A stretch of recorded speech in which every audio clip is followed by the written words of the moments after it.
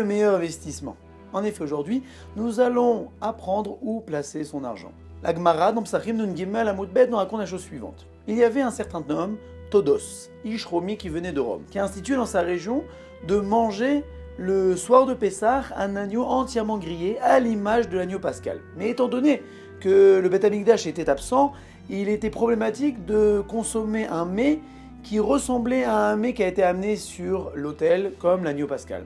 Si bien que les Chachamim ont voulu l'excommunier. Mais la Gemara nous dit que, étant donné que Todos Rishomi était un homme grand, alors ils ne l'ont pas excommunié.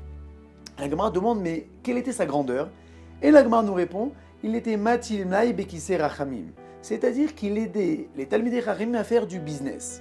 Et la Gemara nous dit qu'une telle personne a le mérite de s'asseoir au Gan Eden en première place. Les commentateurs se demandent et disent qu'il y a d'autres endroits où on voit que les personnes qui ont des Talmidei Chachamim ont le droit d'avoir un mérite encore plus grand. Il est écrit qu'une personne qui a des Talmidei Chachamim a le mérite de s'asseoir avec Akadosh Baruch Hu, qui s'attache à la Shrina. D'un autre côté, il est écrit que les gens qui ont des Talmidei Chachamim et les Talmidei Chachamim eux-mêmes ont un salaire incommensurable qu'on ne pourrait imaginer.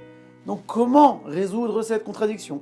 Et là, les commentateurs disent qu'il y a trois sortes d'aides des Talmidei Chachamim. Il y a la première aide que Todos Ish Romi avait fait, c'est qu'il donnait la matière première, qu'il permettait au Talmid Chacham de gagner sa parnassa. Il lui donnait des marchandises pour pouvoir vendre et acheter, afin qu'il gagne sa parnassa. Ça, c'est le salaire de pouvoir s'asseoir au Gan Eden.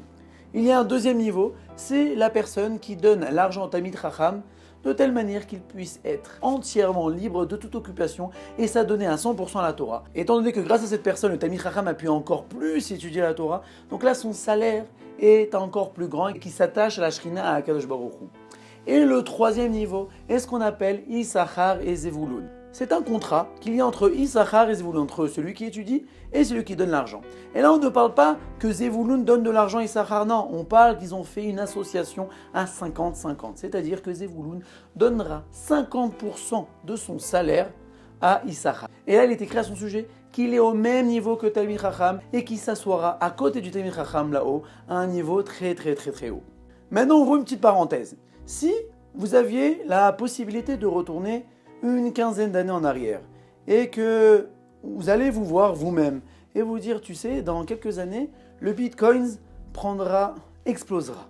Investis dedans, je te dis, ça coûte des centimes et tu verras que dans des dizaines d'années, ça vaudra des dizaines de milliers d'euros. Vous n'allez pas vous écouter. Si vous n'écoutez pas, vous êtes idiot. Imaginez-vous, vous vous dites à vous-même, mais non, je dois garder un peu d'argent pour acheter ma voiture, pour acheter mon appartement ou bien vivre. Alors là, celui du futur dira à celui du passé, mais t'es idiot, dans 10-15 ans, tu seras peinard, tu auras une tonne d'argent, tu pourras faire tout ce que tu veux. C'est un investissement 100% sûr. Maintenant, Kadosh Baruch Hu nous dit quel investissement faire avec notre argent.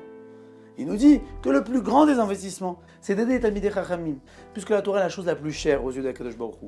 Donc si une personne cherche à savoir investir son argent de manière sûre, s'il ne le fait pas, c'est qu'il y a un des deux problèmes. Soit il manque d'Emouna, il n'a pas la foi, c'est-à-dire il ne croit pas à ce qu'on dit.